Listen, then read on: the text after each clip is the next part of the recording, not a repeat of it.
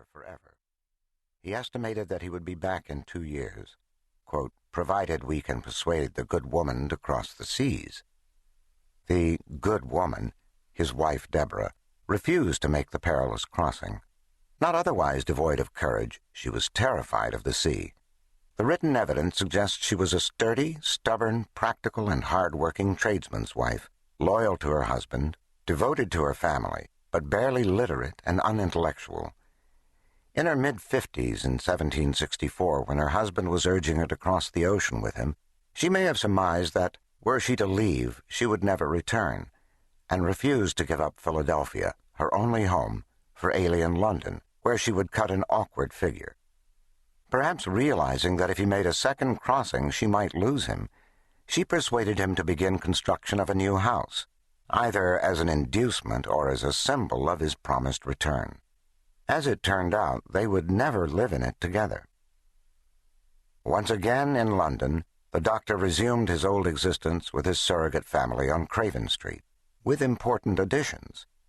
Before marrying and taking on the New Jersey governorship, William Franklin, himself illegitimate, fathered a natural son whom the grandfather now took into his household.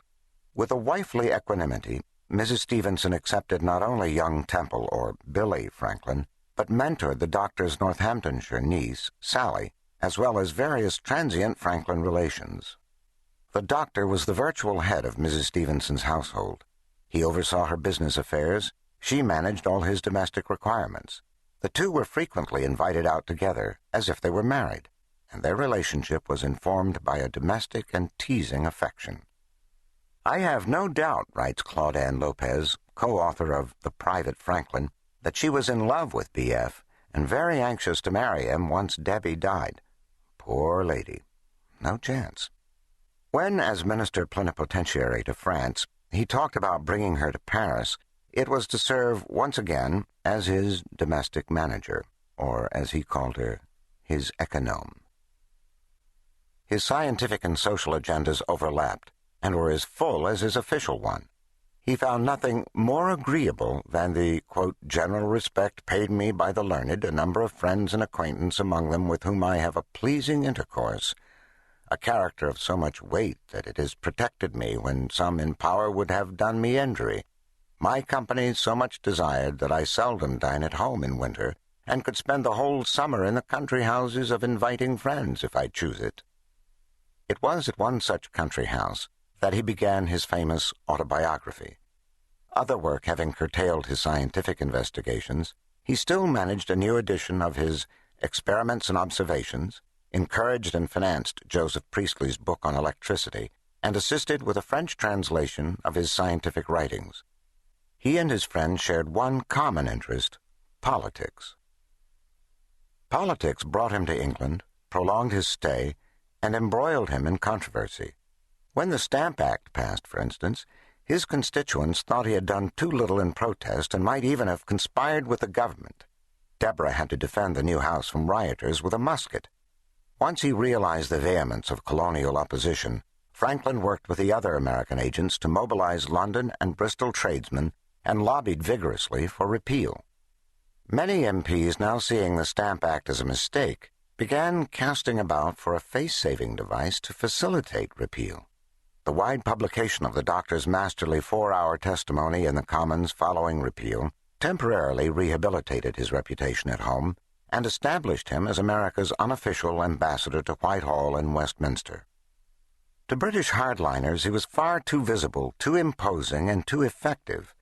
His was the most able and prolific pen for the American cause in England. He eventually came to serve 4 colonies simultaneously, becoming the virtual American ambassador to Whitehall and Westminster. This prominence, which he relished, only fed the conspiracy theories that proliferated in the halls of power. Many believed Franklin to be head of all the rebels and chief conspirator. As tensions grew between Great Britain and her colonies, Franklin's detractors grew more and more convinced that he had to be neutralized, silenced, discredited, especially after the House of Representatives of Massachusetts Bay, the most radical of the colonies, elected him its representative. Upon this appointment, a few months after the Boston Massacre, his troubles began in earnest. It is here that Craven Street begins. In the troubles that grew between Great Britain and America after the French and Indian War, no colony was more troublesome than the province of the Massachusetts Bay, nor any city more defiant than Boston. The evening of the 5th of March, 1770, King Street, Boston.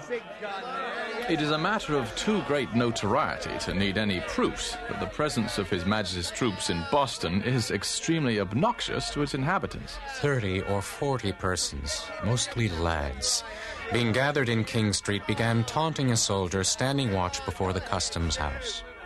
About 100 people went towards the customs house, where the king's money is lodged. They immediately surrounded the sentinel posted there, and with clubs and other weapons threatened to execute their vengeance on him. Captain Preston, with a party of men with charged bayonets, came from the main guard and, taking their stations by the custom house, began to push and drive the people off. I immediately sent a non-commissioned officer and 12 men to protect both the sentinel and the king's money, and very soon followed myself. On which the people grew clamorous, and, it is said, threw snowballs. Come on, you rascals! At this time, I was between the soldiers and the mob, parleying with and endeavoring all in my power to persuade them to retire peaceably. But to no purpose. On this, the captain commanded his men to fire. One of the soldiers, having received a severe blow with a stick, stepped a little on one side and... A townsman with a cudgel struck him over the hands and, rushing forward, aimed a blow at the captain's head, which grazed his hat and fell pretty heavy upon his arm. On this, a general attack was made on the men by a great number of heavy clubs and snowballs being thrown at them, by which all our lives were in immediate danger.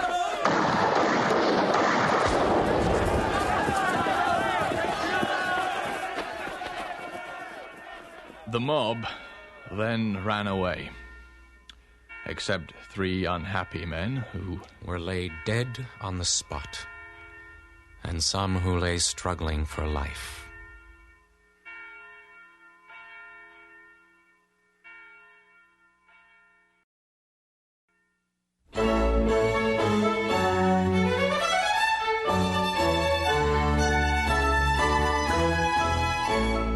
The American Dialogues Foundation presents George Grizzard and Elizabeth Montgomery in Craven Street, the story of Benjamin Franklin in London and the origin of the American Revolution, a 5-part dramatization in sound by Yuri Rasovsky, featuring Tony Jay, David Warner, and Ephraim Zimbalist Jr.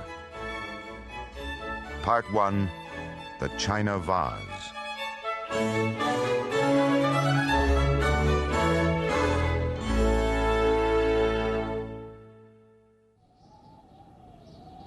After the fatal tragedy of the 5th of March last, the regiments under the command of Lieutenant Colonel Dalrymple were removed from the town of Boston to the barracks of Castle Island. Enclosed are the proceedings of His Craven Majesty's Street, London. Council, You are alone, sitting at a writing desk in your second-floor rooms. You have thrown open the windows to admit the brisk morning air. You work at your desk wearing nothing but, well, wearing nothing at all. You know, the cold bath has long been in vogue as a tonic, but the shock of cold water has always appeared to me as too violent. I've found it much more agreeable to bathe in cold air. This practice is not in the least painful, but on the contrary, very agreeable. You were just now reading a letter from Boston. Ah, yes.